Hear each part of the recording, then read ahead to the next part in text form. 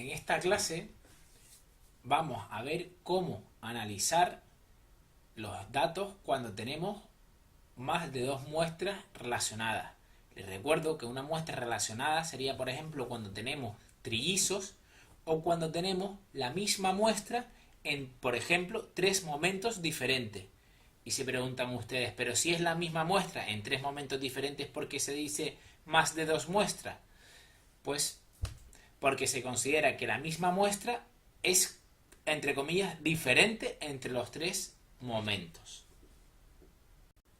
Venga, pues vamos a leer este ejercicio de examen pensando en las 5 preguntas.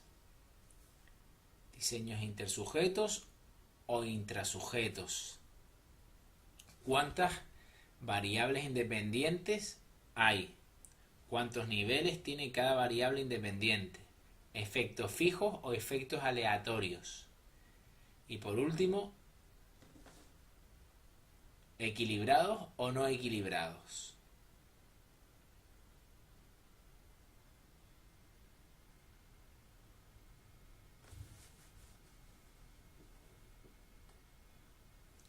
En la primera pregunta, diseños intersujetos o intrasujetos, es decir, muestras independientes o muestras relacionadas, a la misma tela se le sometía a diferentes productos químicos. Por lo tanto, se trata de muestras relacionadas.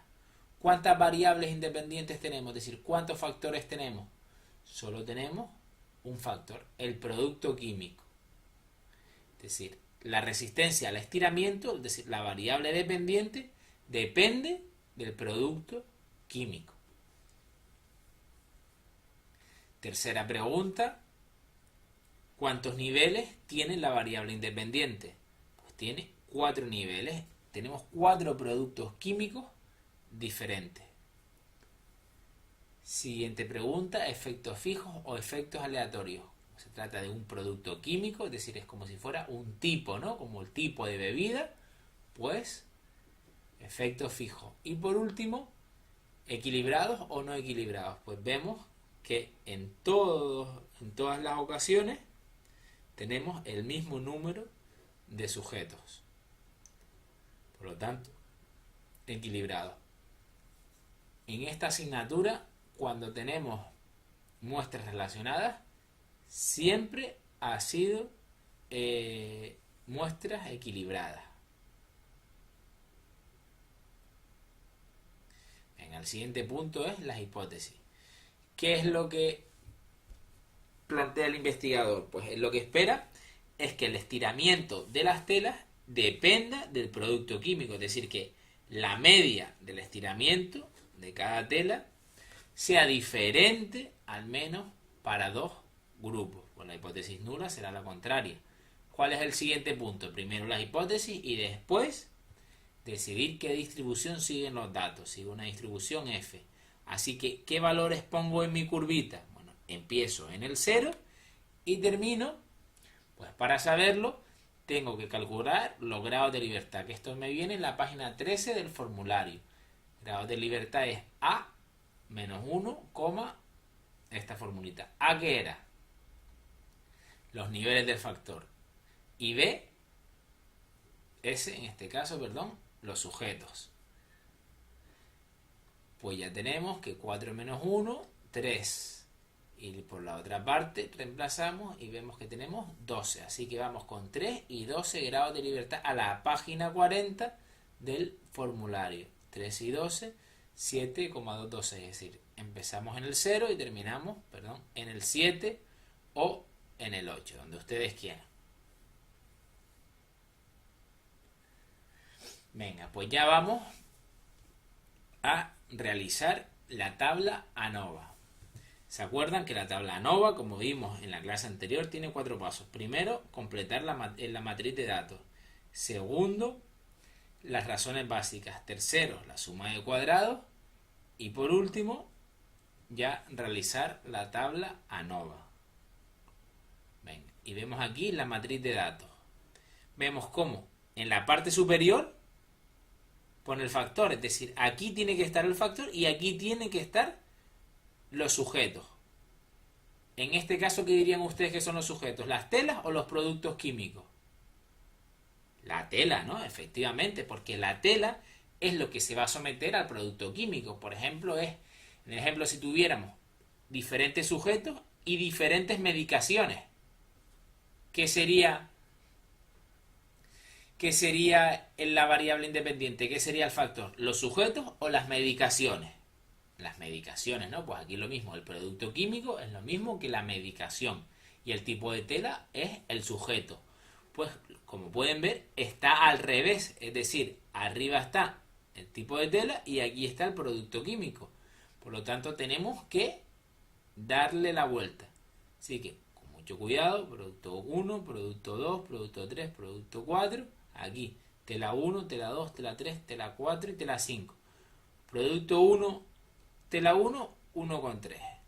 Producto 2, tela 1, 2,2. Producto 3, tela 1, 1,8. Y así sucesivamente.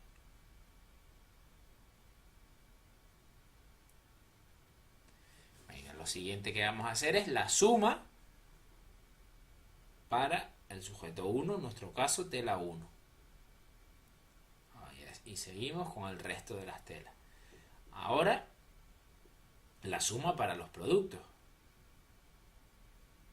Y por último, la suma total. Venga, pues ya tenemos la matriz de datos completada. Vamos ahora con las razones básicas. Empezamos con la A. El sumatorio, si pone este símbolo sumatorio, es que tenemos que sumar diferentes cosas. Pues, ¿qué vamos a tener que sumar? El valor de la A al cuadrado entre el número de sujetos. A al cuadrado, A al cuadrado, A al cuadrado, más A al cuadrado. 3, 5. Ahora vamos con la S. Otra vez sumatorio de S al cuadrado. Pues que será S, pues 9,2 al cuadrado, 10,1, 3,5, 8,8, etcétera. Así que ya tenemos la S también. Y ahora vamos con la AS. Sumatorio de sumatorio. Esto es sumar todas las puntuaciones que tenemos en la tabla. 1,3 al cuadrado, más 2,2 al cuadrado, más 1,8, etc. Para todos los sujetos. Y esto nos da 102,52. Ahora vamos con la T. El sumatorio de todas las puntuaciones al cuadrado entre A por S. Bueno, pues ahora que tenemos las razones básicas, vamos con las sumas de cuadrados. Suma de cuadrados A menos T, reemplazamos y punto. Suma de cuadrados de los sujetos, S menos T, reemplazamos y punto. Suma de cuadrados de A por S, reemplazamos y punto. Y por último la suma de cuadrados total. Ya tenemos la suma de cuadrados, pues ahora nos vamos a la tabla ANOVA. Reemplazamos los valores que tenemos, que son estos. Los grados de libertad los calculamos. 4 menos 1, 3. 5 menos 1, 4. También lo calculamos. Y este ya está. Y las medias cuadráticas. Las medias cuadráticas es la suma de cuadrados entre los grados de libertad. Ya tenemos la media cuadrática para el factor, para el sujeto y para el error. Y ahora, para calcular el estadístico de contraste, tenemos que dividir la media cuadrática de A entre la media cuadrática del error. Bueno, pues ya tenemos el estadístico de contraste para 3 y 12 grados de libertad. Lo representamos en nuestra curvita, que nos queda aquí lejos, 35,89. El siguiente punto, ¿cuál será? Calcular el valor crítico con un nivel de confianza del 95%. Es decir, esto vale 95 y esto vale 5%. Así que, ¿cuál es el valor? El valor que deja por debajo de sí el 95%. Bueno, vamos a la tabla del 95 y buscamos 3 y 12 grados de libertad. Y vemos que el valor es 3,490. Y nuestro estadístico de contraste estaba aquí. Muy bien. Entonces se mantiene la hipótesis nula. Comparamos el estadístico de contraste con el valor crítico. Y como el estadístico de contraste es superior al valor crítico, rechazamos la hipótesis nula. Por lo tanto, podemos afirmar que los productos químicos tienen diferentes efectos sobre la resistencia de las telas.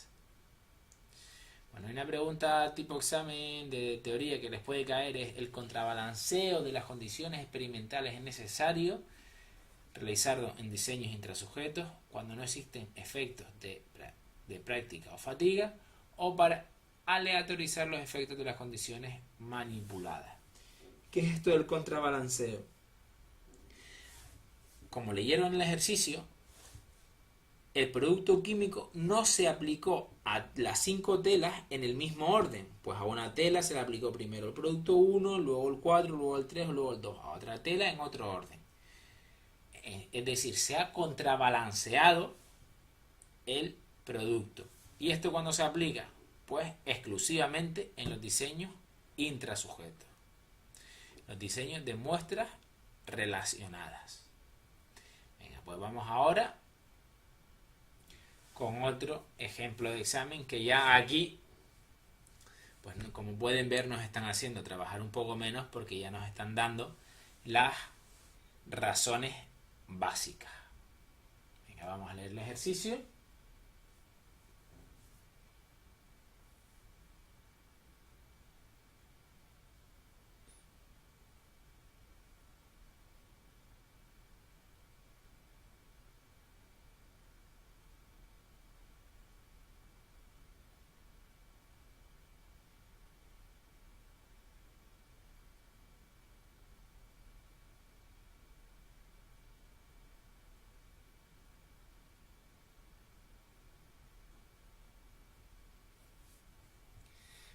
Y antes de empezar, como siempre, las preguntas. ¿Diseño intersujetos o intrasujetos?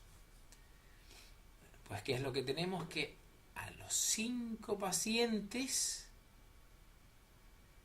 se les ha evaluado en los 4 periodos estacionales: primavera, verano, otoño e invierno. Así que muestras relacionadas. Siguiente pregunta: ¿cuántas variables independientes tenemos? ¿Cuántos factores tenemos? La verdad es que si leemos el ejercicio vemos que tenemos la palabra estrés por aquí,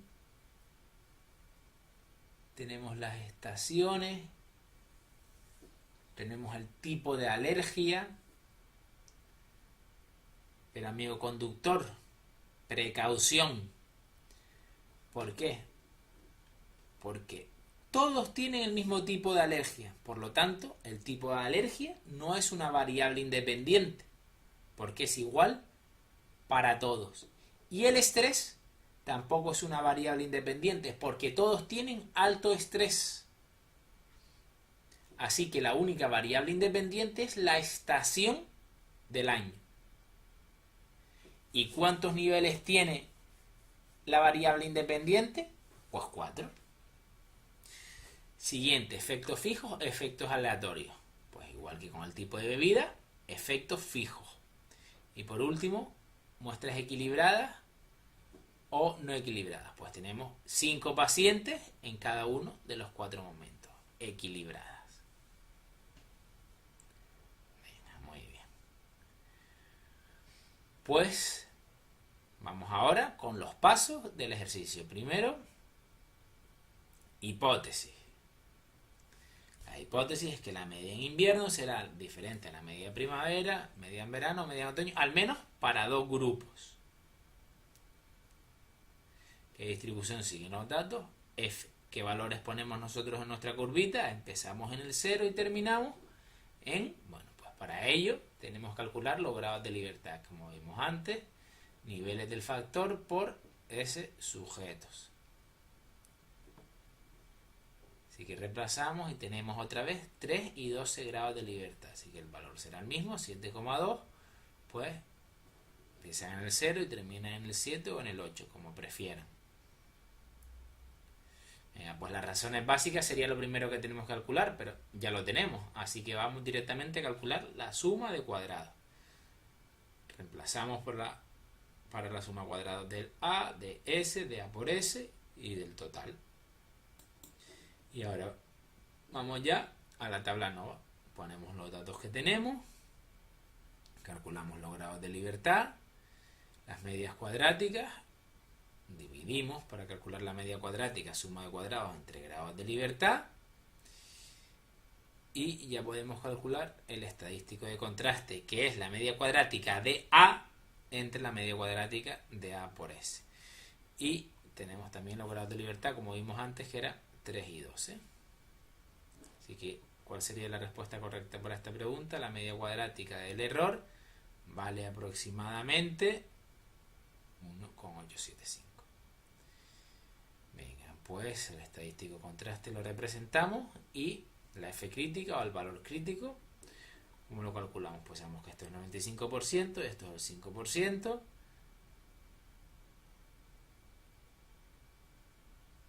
Vamos a la tabla 0,95 y con 3 y 12 de grado de libertad tenemos 3,490.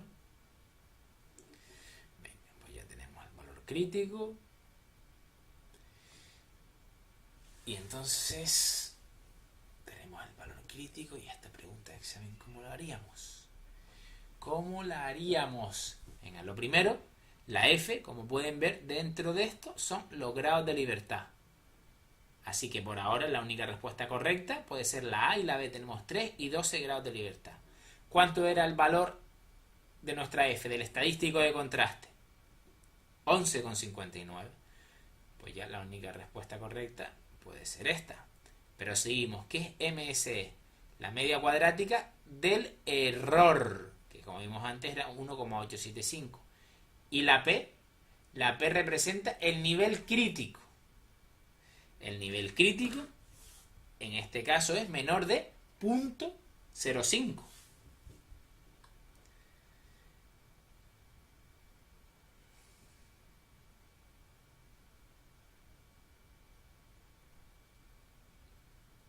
¿Por qué es menor de 0,5? Miren.